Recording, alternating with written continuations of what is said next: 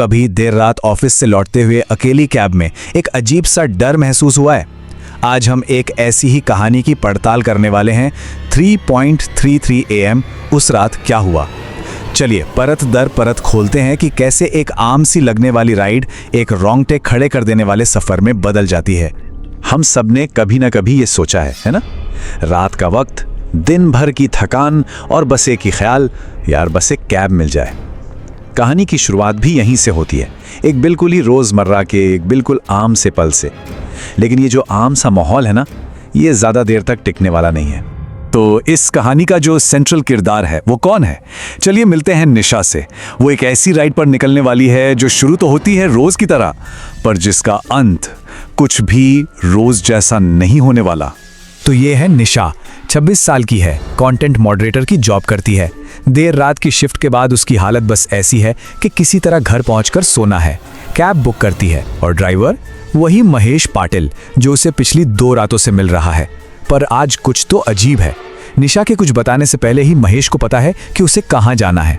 निशा सोचती है चलो ऐप की वजह से होगा शायद, और इस बात को ज्यादा तवज्जो नहीं देती।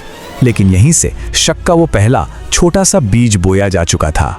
तो शक का बीज तो बो दिया गया है, पर एक छोटी सी अजीब बात एक पूरे डरावने सफर में कैसे बदल जाती है। कहानी का असली मजा तो अब शुरू होता है। और फिर एक के बाद एक अजीब चीजें होनी शुरू होती हैं। पहले तो ड्राइवर एक सुनसान वीरान इंडस्ट्रियल एरिया में गलत मोड़ ले लेता है। फिर अचानक रेडियो पर कई साल पुराना 2 जुलाई 2012 का न्यूज बुलेटिन चलने लगता है। और ये भी काफी नहीं था तो एक ही रेस्टोरेंट का बिलबोर्ड 2-2 बार दिखाई देता है। और ठीक जब निशा मदद के लिए अपना फोन उठाती है तो जीपीएस फ्रीज हो जाता है और नेटवर्क का आइकन गायब। मतलब एक एक करके बाहरी दुनिया से जुड़ने के सारे रास्ते बंद हो रहे हैं। अब जरा सोचिए, अगर कोई निशा की जगह होता तो क्या करता? क्या वो ये मानता कि कुछ बहुत गलत हो रहा है, या फिर इसे भी बस थकान का असर समझकर टाल देता? यहीं पर कहानीकार हमें मनोवैज्ञानिक तौर पर उलझा देता है।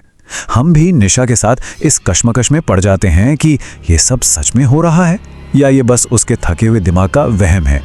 ठीक जब हम इस उलझन में होते हैं कि क्या सच है और क्या वहम, तभी हकीकत दस्तक देती है, एक फोन कॉल की शक्ल में।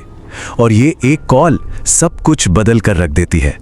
फोन पर उसकी दोस्त सना है और जो बातचीत होती है वो सच में रोंगटे खड़े कर देती है। निशा कहती है मैं कैब में हूँ। सना जवाब देती है कैसी कैब, तू तो गेट से बाहर ही नहीं निकली। निशा कहती है अरे मुझे निकले 10 मिनट हो गए। सना कहती है पागल है क्या, तेरी कैब तो कैंसिल हो गई की। सोचिए उस पल निशा पर क्या बीती होगी। 2 अलग अलग हकीकतें एक ही वक्त पर, वो किस पर यकीन करे? और ठीक इसी खुलासे के बाद फोन बंद हो जाता है। हकीकत से उसका जो आखिरी कनेक्शन था वो भी टूट जाता है। अब वो उस कैब में पूरी तरह अकेली है। और अब जब डर अपने चरम पर है, निशा के दिमाग में कुछ कौंधता है, कुछ ऐसा जो उसने शायद पहले नजरअंदाज कर दिया था। अपनी ऐप की ट्रिप हिस्ट्री, उसमें वही ड्राइवर है महेश पाटिल। तारीख भी वही है 2 जुलाई, लेकिन ठीक 1 साल पहले की। और फिर एक भूली बिसरी खबर की हेडलाइन याद आती है, हाईवे पर छोटे से मंदिर के पास ऐप कैब ड्राइवर की मौत। सारे टुकड़े अब धीरे धीरे जुड़ रहे हैं। अब जब निशा को सच्चाई का एहसास होने लगा है तो छिपने का कोई रास्ता नहीं बचा है। डर की जगह अब सामना करने का वक्त आ गया है। उसे जानना ही होगा कि आखिर वो इस सफर पर किसके साथ है। जब निशा हिम्मत करके ड्राइवर से सवाल करती है तो उसे एक ऐसा जवाब मिलता है जो दिल दहला देता है। मैडम, रात के इस पहर कुछ रास्ते कुछ लोगों के लिए बंद हो जाते हैं।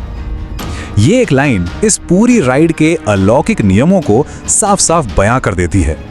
और तभी उसकी नजर डैशबोर्ड की घड़ी पर पड़ती है जो 3:35 पर आके जम गई है। सुबह के 3:33। ये वो पल है जो वक्त थम जाता है और भूत अपनी कहानी सुनाना शुरू करता है। तो आखिर महेश का राज क्या है? वो एक कभी ना खत्म होने वाले लूप में फंसा हुआ है। वो अपनी आखिरी जानलेवा राइड को हर रात बार बार जीता है। कभी कभी ऐप में किसी गड़बड़ी की वजह से उसका नाम आ जाता है, और अगर कोई बदनसीब यात्री उस राइड को एक्सेप्ट कर ले तो वो भी उसके साथ इस भूतिया लूप में कैद हो जाता है। ये जानने के बाद कि वो भी इस भयानक चक्र में फंस सकती है, निशा हार नहीं मानती। वो हिम्मत जुटाती है। वो महेश को वापस उसी हनुमान मंदिर चलने के लिए राजी करती है जहां ये सब शुरू हुआ था। उसका मकसद अब सिर्फ अपनी जान बचाना नहीं है, बल्कि दोनों की आत्माओं को इस चक्र से आजाद कराना है।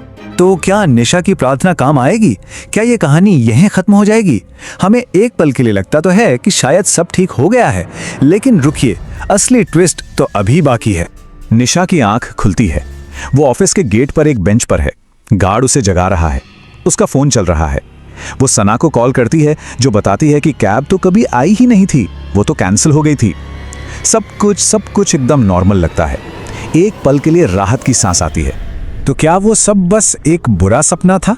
थकान की वजह से देखा गया एक डरावना ख्वाब? निशा और हम सब यही मानना चाहते हैं, है ना? लेकिन कहानी इतनी आसानी से पीछा नहीं छोड़ती। लेखक ने आखिर के लिए एक ऐसा सबूत बचाकर रखा है जो सब कुछ बदल देगा। जब वो यूं ही अपना फोन चेक करती है तो उसकी गैलरी में एक नई तस्वीर है। उस तस्वीर का टाइम स्टैम्प है सुबह के 3:03। वो फोटो कैब की पिछली सीट से खींची गई है और रियर व्यू मिरर में महेश का चेहरा दिख रहा है। वो सीधा कैमरे की तरफ देखकर मुस्कुरा रहा है। ये सपना नहीं था, ये सब हकीकत थी। तो ये कहानी हमें एक बहुत ही बेचैन कर देने वाले सवाल के साथ छोड़ जाती है। जब कोई देर रात की आखिरी राइड बुक करता है तो कंट्रोल वाकई में किसके हाथ में होता है?